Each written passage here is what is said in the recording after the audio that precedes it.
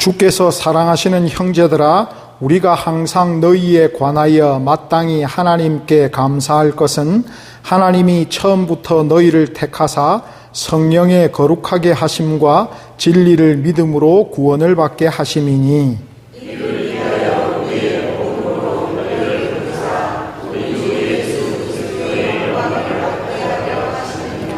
그러므로 형제들아, 굳건하게 서서 말로나 우리의 편지로 가르침을 받은 전통을 지키라. 아멘.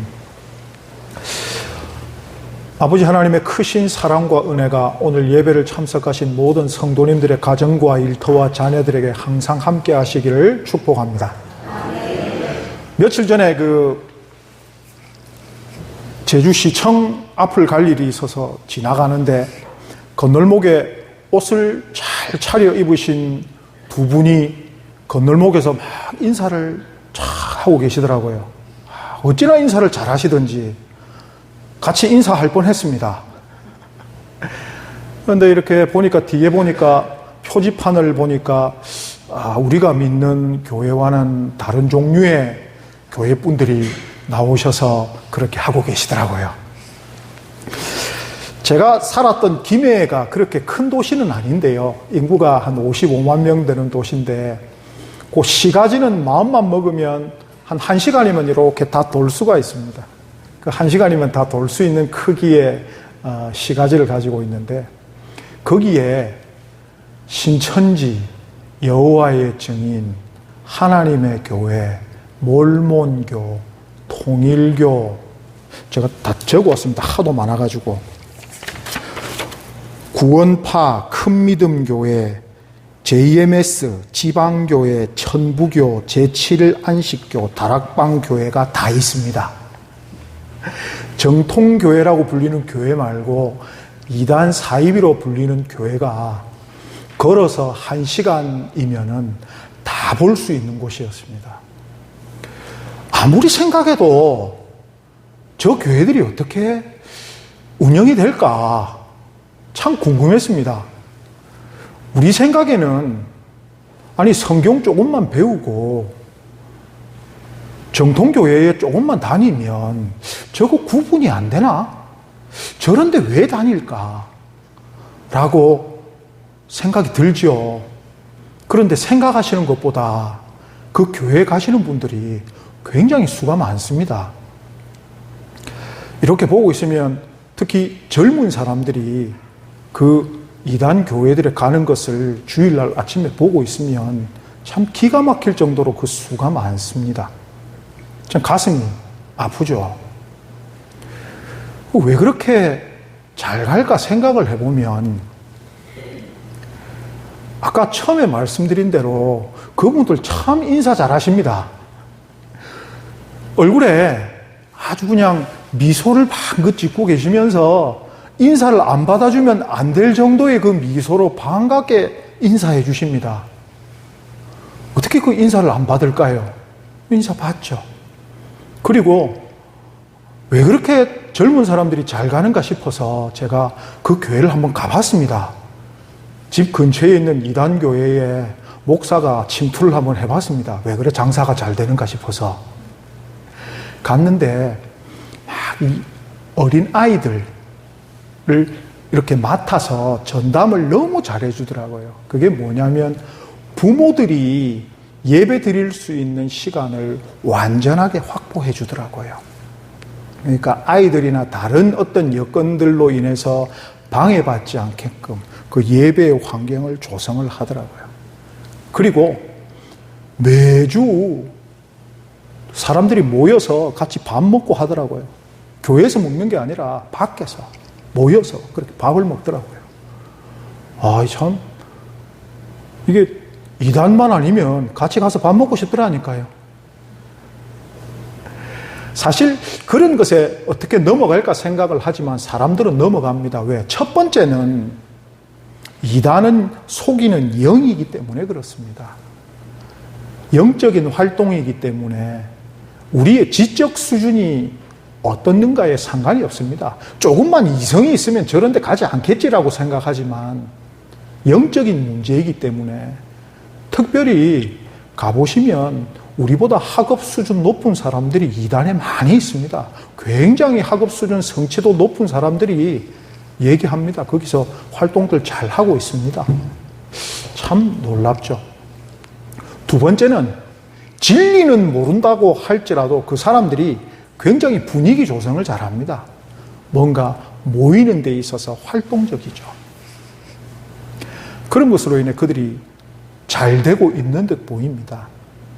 물론 1990년대 다미선교회라는 한 활동단체가 종말론을 얘기하면서 어처구니 없는 일을 벌리고 흰 옷 입고 산 위에 올라가셨던 그것들을 기억하시는 분들도 아마 계실 겁니다. 그 이후로는 좀 잠잠했죠. 이단들이 사회적인 무리를 일으키지는 않았습니다. 그러다가 코로나 시대 때 신천지 교회에서 크게 코로나가 한번 대유행을 했었죠. 그 뒤로 지금 한 다큐멘터리가 나왔습니다. 한 이단 교회 교주에 대한 그 성착취에 대한 다큐멘터리가 나왔는데 정말 보고 있으면 고통스러울 정도로 괴롭고 부끄러운 내용들입니다. 저런 것이 어떻게 구분이 되지 않을까? 왜 저런 인간들이 세상에 득세할까? 왜 저런 인간들이 교회라는 이름으로, 목사라는 이름으로 저렇게 활동하는 것을 예수님께서 그냥 보고 계실까? 이런 답답한 마음이 있습니다. 또 사회적인 이제는 피해까지 주고 있기 때문에 이단과 정통을 잘 구분하시지 못하는 일반 세상분들이 그냥 교회라는 이름에 이제는 반감을 많이 가지시는 것입니다. 우리가 진정한 그리스도의 복음과 진리를 선포하는 데 있어서 정말 힘든 시대가 되었다는 것이죠. 그런데 오늘 본문 말씀을 보시면 이게 지금 이야기만이 아니라는 겁니다. 2000년 전에도 예수님 오시고 이제는 기독교라 얘기할 수 있는, 교회라고 얘기할 수 있는 것들이 온 유럽으로 퍼져나가고 있을 그때도 이단들이 있었고 그 사람들로 인해서 교회 사람들이나 세상 사람들이 피해를 받았다. 그것에 대해서 사도들이 경고하고 그리고 가르침을 다시 주고 하는 내용이 나와 있지요. 오늘 본문도 그에 대한 내용입니다. 마음이 흔들리는 내용이죠. 우리는 물론 그렇게 생각합니다. 이단이 지금 나에게 온다라고 해서 나의 믿음이 흔들릴 수 있겠는가? 라고 생각하시죠. 그런데 오늘 비단 우리의 마음을 흔들리게 하는 것이 이단뿐만이 아니라 우리가 다르게 생각하고 있는 이단, 종교적인 것처럼 보이지 않는 것이지만 우리의 마음을, 우리의 신앙을 흔들고 있는 것들이 있다라는 것을 오늘 본문을 통해서 깨닫고 어떻게 하면 이것을 우리가 이겨낼 수 있을까? 예수 그리스도께서 다시 내려오실 때까지 우리가 깨어서 어떻게 이겨낼 수 있을까를 한번 묵상해 보고자 합니다. 오늘 배경이 그렇습니다. 데살로니가라는 지방은 그리스에 있는데요. 사도 바울이 소아시아 터키 지역으로 선교를 나가서 이제는 더 북쪽 동유럽이라고 불리는 지금 쪽으로 올라가서 계속 복음을 전파하려고 하다가 성령께서 유럽 쪽으로 방향을 마케도니아 쪽으로, 마케도니아는 그리스 위쪽에 있거든요. 그 지방 쪽으로 가라라고 하셔서 내려오면서 이 밑에 교회들의 복음을 다 전하고, 그리고 이 편지가 그 교회에 다시 전해진 걸 보면 그리 오래되지가 않았습니다. 길어봐야 20년? 그러니까 교회가 세워진 지 한 20년밖에 안 된 신생교회입니다. 신생교회들인데 한번 생각해 보시면 예수를 이렇게 좀 믿는 사람들이 이단 교회의 유혹을 많이 받을까요? 아니면 기독교인이 아닌 사람들이 이단 교회의 유혹을 많이 받을까요? 예, 당연히 기독교인들이 이단의 유혹을 더 받습니다. 지금은 우리가 성경이 우리에게 있기 때문에, 그리고 성경을 선포하고 연구하고 바른 그리스도의 진리를 우리에게 알려주시는 분들이 많기 때문에 우리가 그런 영향을 덜 받을 수 있지만, 이 시대에는 일단 성경이 없습니다. 구약 성경 말고는 이단에 대해서는 나와 있는 것이 없습니다. 단지 이분들이 알고 있는 것은 예수 그리스도가 우리의 구원자시고 이 땅에 내려오신 하나님의 아들이시고, 그분을 믿고 영접하면 우리가 영원한 생명을 얻는다. 그것만 알고 있는 사람들입니다. 그냥 그렇게 20년 동안 신앙생활 하셨던 분들이죠. 가끔씩 복음 전파자들, 사도들이나 혹은 집사님들이, 교회의 집사님들이 그 마을을 방문할 때 혹시 여기에 예수 믿는 공동체가 있습니까? 하면 어느 가정에서 모입니다 하면 모여서 같이 식사하고 또 이미 예수님께 전해받은 것들을 전해주고 하는, 그렇게 신앙을 올릴 수밖에 없는 시대였다는 것이죠. 그런 사람들에게 들리는 소식이 뭐냐면, 이미 예수님께서 재림하셨다더라, 혹은 지금 예수님께서 재림하신다더라라는 어떤 사람들의 소문이 돌았기 때문입니다. 마음이 다급하죠. 자, 내일 예수님께서 내려오신답니다. 오늘 저녁부터 나팔 소리가 막 들리고 구름 타고 싹 내려오신답니다. 오늘 저녁에 뭐 하시겠습니까? 평안하게 딱 이렇게 누우셔가지고 TV 딱 틀고 평소에 보시던 TV 채널 보시겠습니까? 아니면 예배당으로 튀어나와서 주여 하시겠습니까? 당연하죠, 그죠? 이 정신이 바로 바뀐 사람이라면 예배당으로 와서, 아니 예수를 안 믿는 사람일지라도 지금 내일 인류 멸망의 심판의 날이 온다 그러면 뭐 교회를 오든지 뭐 법당을 가든지 가서 자기가 하여튼 간에 조금 마음에 있는 그 신한테 가서 막 지금까지 있었던 모든 죄를 고하고 막 구원해달라고 난리가 나겠죠. 그런데 지금 그런 소문이 돌고 있다는 겁니다. 그러면 일반적으로 선한 마음을 가진 선한 행실을 하는 그리스도인들이 이 소식을 자기만 알까요? 아니면 주변에 있는 친한 사람들한테 전할까요? 전하죠. 왜? 같이 천국에 가고 싶으니까. 그러니까 이웃 사람들한테, 야, 좀 있으면 예수라는 신이 내려오시는데 이거 예수라는 신 안 믿으면 이제 다 끝나는 거야. 그러면 동네 분위기가 어떨까요? 우와, 지금 이런 마음 가진 사람도 있겠죠. 이 사람들이 본래 로마 제국 사람들이 아니었거든요. 그러니까 야, 내가 죽기 전에 독립운동 한번 해볼까? 죽기 전에 우리나라의 독립이라도 한번 일으키고 어차피 세상 끝나는 거, 이런 마음 가진 사람도 있을 겁니다. 그러면 정부 입장, 로마 제국 입장에서 이런 얘기를 퍼뜨리는 그리스도인들은 어떻게 해야 될까요? 잡아 죽여야 되지 않겠습니까? 국가에 지금 반역을 일으키는 사람들인데, 지금 나라를 어지럽게 하는 사람들인데, 이런 배경이 있는 것입니다. 이런 소문이 돌고 있는데 이제 바울 사도가 이것을 듣고 지금 서신을 쓴 것입니다. 모든 서신서는 답장이라고 보셔야 됩니다. 어떤 편지에 대한 답장. 데살로니가 지역에 있는 성도들이 바울 사도에게 복음을 전해받고 궁금해서 썼을 겁니다. 진짜 예수님이 지금 오셨습니까? 아니면 곧 오십니까?를 물어봤겠죠. 그게 신앙에 있어서 굉장히 중요한 것이잖아요. 그에 대해서 지금 바울 사도가 쓰고 있는 것입니다. 그 답장의 1절을 보시면 이렇게 되어 있습니다. 형제들아, 우리가 너희에게 구하는 것은 이라고 되어 있는데요. 신앙을 그들에게 전수했던, 그리스도의 복음을 전했던 사람들이 그 전해받은 사람들에게 바라고 있는 게 있습니다.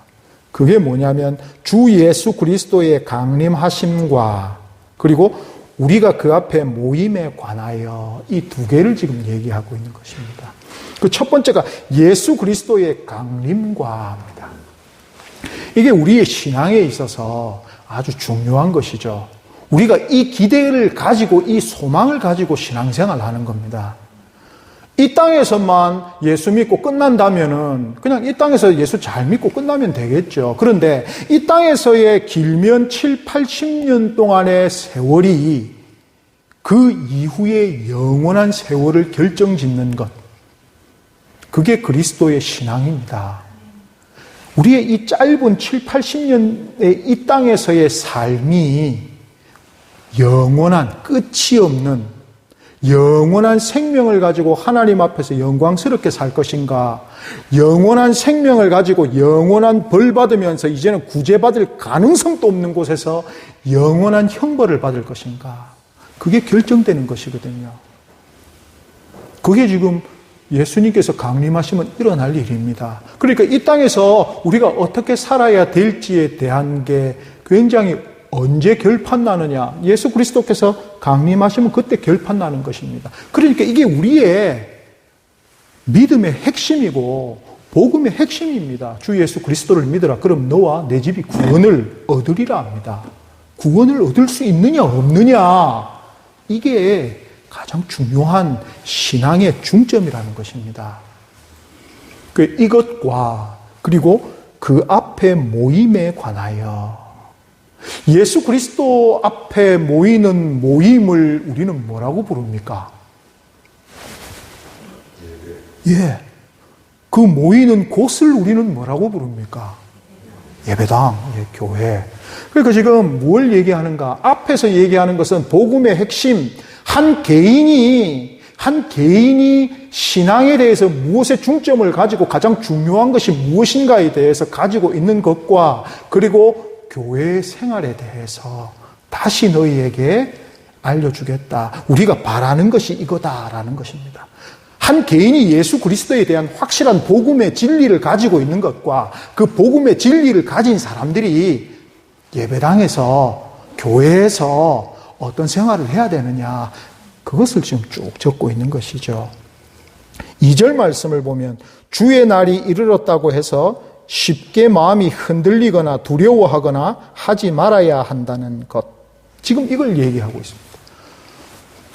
쉽게 생각하면, 야, 누구가 지금 복음의 진리를 가지고 있고 교회에서 생활 잘 하고 있으면 예수님이 이미 오셨던들, 곧 오신들 걱정거리가 되겠니입니다. 아주 간단하죠. 너희가 복음의 진리를 가지고 있고 예수 그리스도께서 말씀하신 대로 하나님 사랑, 이웃 사랑하고 있으면 예수님 재림하는 게 기쁘고 즐겁고 그냥 아무 문제가 없는데 왜 마음이 흔들리고 두렵냐 이거야. 지금까지 내가 한 100억 쌓아놨는데 집에 돈 좀 넣어놓고 있는데 이거 내일 오시면 오늘 다 써야 되잖아요. 하룻밤에 100억 어떻게 쓰실래요? 그럼 마음이 흔들리는 거죠. 다 못 쓰니까. 별 쓸데없는 것에 가치를 가지고 마음을 두고 있으니까 마음이 흔들리지. 이렇게 지금 얘기하고 있는 겁니다.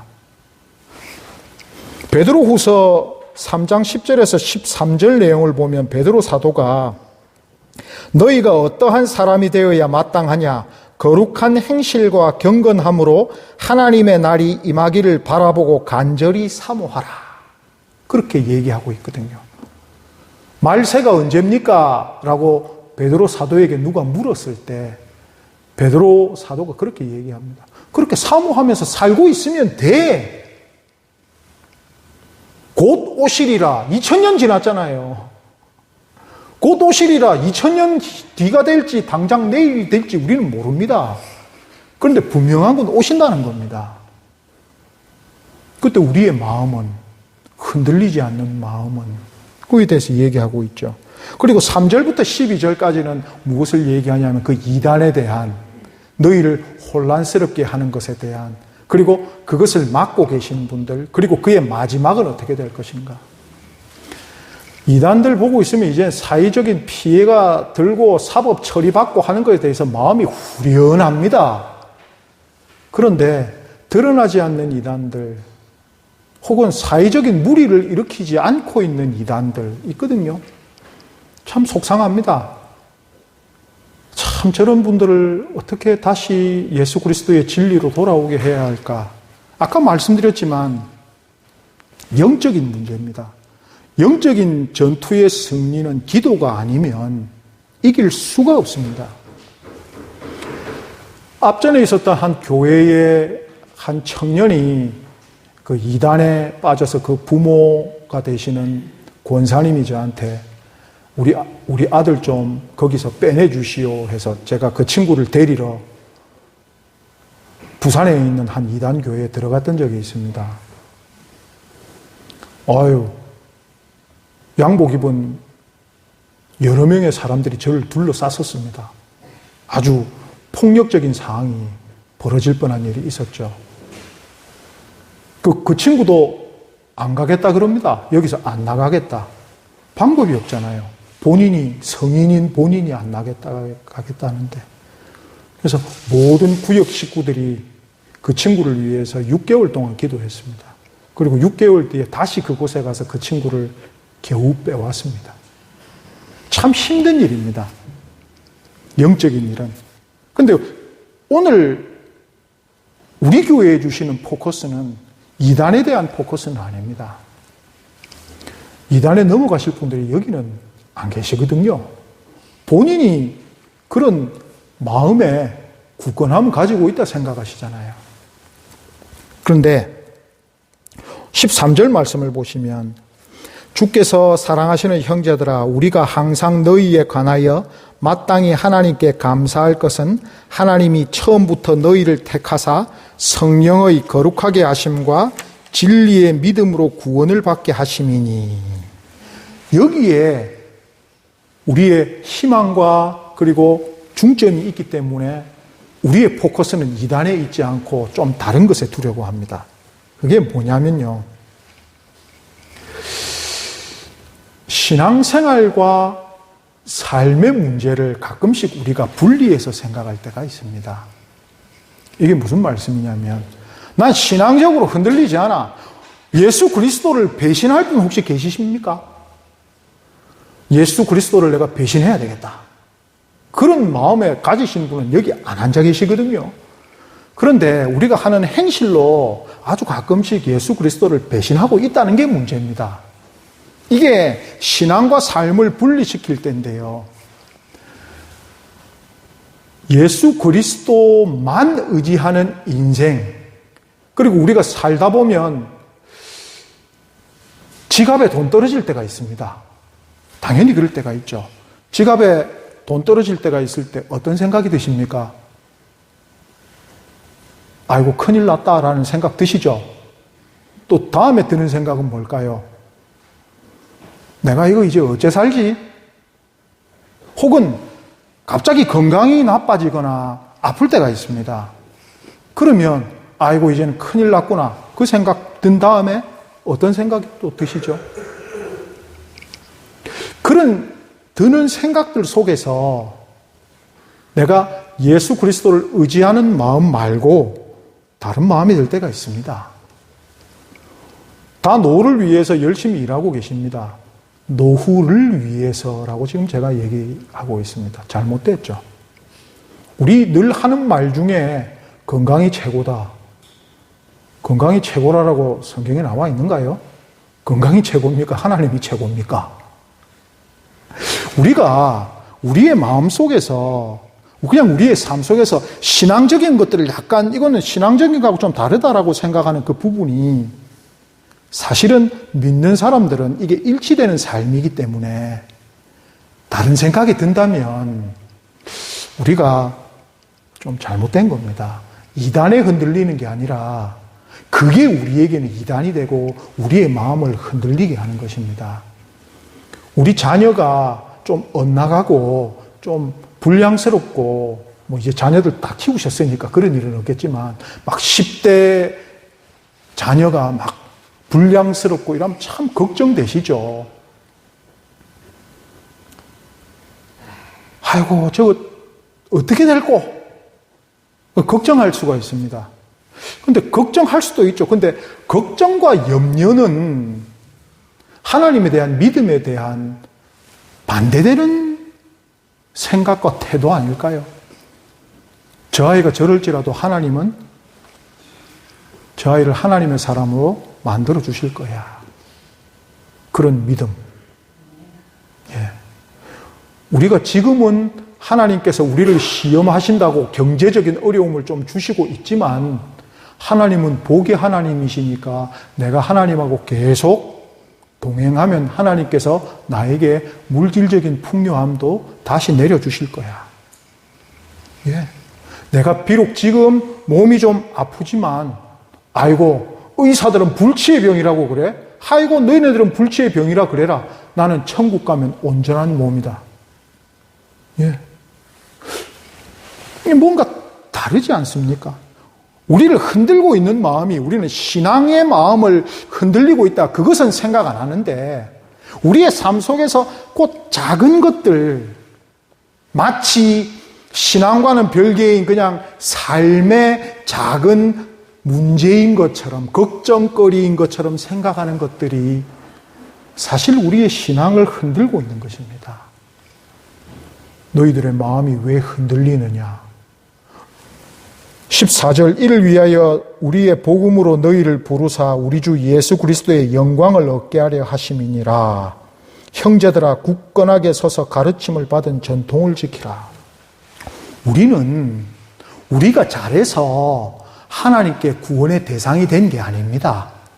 하나님이 우리를 사랑해 주셔서 그냥 택정해 주셨고 그걸로 우리가 구원을 얻었습니다. 그래서 내가 뭔가를 열심히 해서 이룩한다라고 해서 내가 뭔가를 이룩했기 때문에 이루었기 때문에 하나님이 나를 천국에 데려가시는 게 아닙니다. 우리의 구원은 하나님이 사랑으로 은혜로서 해주시는 거기 때문에 우리에게 희망과 소망이 있는 것입니다. 그러니까 우리가 흔들릴 필요가 없다는 겁니다. 그건 하나님이 그렇게 해주시기 때문에 우리가 막 이걸 막 안 해야 되는데 막 아둥바둥 이게 아니거든요. 그냥 단지 우리는 하나님. 그래서 지금 형제들아 굳건히 서서 가르침을 받은 것대로 지금까지 설교를 몇 편 들으셨습니까? 사시면서. 지금까지 성경을 읽으신 분량을 떠올려 보시고 지금까지 들으신 성경의 편수를 생각해 보십시오.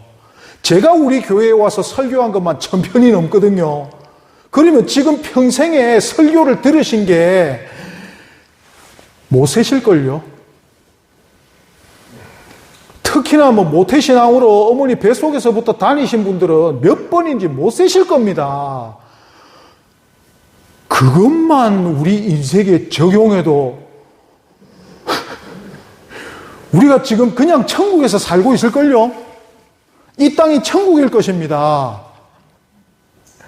좀 들은 대로, 배운 대로 해라. 바울 선생님이 답답하게 마지막에 쓰고 계신 겁니다. 그런 거에 마음 흔들리지 말고 믿는 사람은 하나님이 너희를 선택해 주신 거기 때문에 걱정하지 말고 하나님이 너희들한테 바라고 있는 것은 그리스도의 영광을 너희들이 차지하는 것이다. 그리스도의 영광을 차지하기 위해서는 고난도 조금 있으니까 그런 것에 마음 흔들리지 말고 지금까지 읽고 배웠던 것들 그냥 지켜라. 우리의 마음에는 그런 복음의 예수 그리스도의 복음의 진리가 있습니다. 우리의 속에는 예수 그리스도께서 보내주신 성령님이 계십니다. 걱정하지 마시고 마음 흔들리지 마시고 내가 배운 대로 요거 그대로 해보겠다. 내가 그대로 해보겠다. 실패해도 천국이고 죽어도 천국입니다. 무슨 두려움이 있습니까? 하나님이 다 해놓으셨는데. 그래서 우리가 우리의 마음이 신앙적으로 삶에서 흔들리지 않을 수 있는 유일한 방법이 바로 시편 1편 말씀 1절에 복 있는 사람은 악인들의 꾀를 따르지 아니하며 죄인들의 길에 서지 아니하며 오만한 자들의 자리에 앉지 아니하고 오직 여호와의 율법을 즐거워하여 그의 율법을 주야로 묵상하는도다. 예. 늘 하시던 대로 늘 하시는 것보다 조금만 더 성경 읽으시고 조금 더 답답하고 마음이 흔들리실 것 같으면 조금만 더 성경 더 읽으시고 조금 더 하나님 묵상하실 수 있는 그런 사순절이 되시기를 예수님의 이름으로 축복합니다.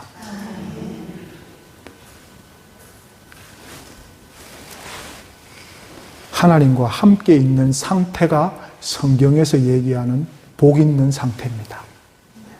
하나님과 늘 함께 하셔서 그 복들을 다른 이들에게도 나눠주시며 흔들리지 않는 그 평안함과 믿음을 다른 이들에게 보여주시고 모범이 되실 수 있는 모든 성도님들 되시기를 예수님의 이름으로 축복합니다.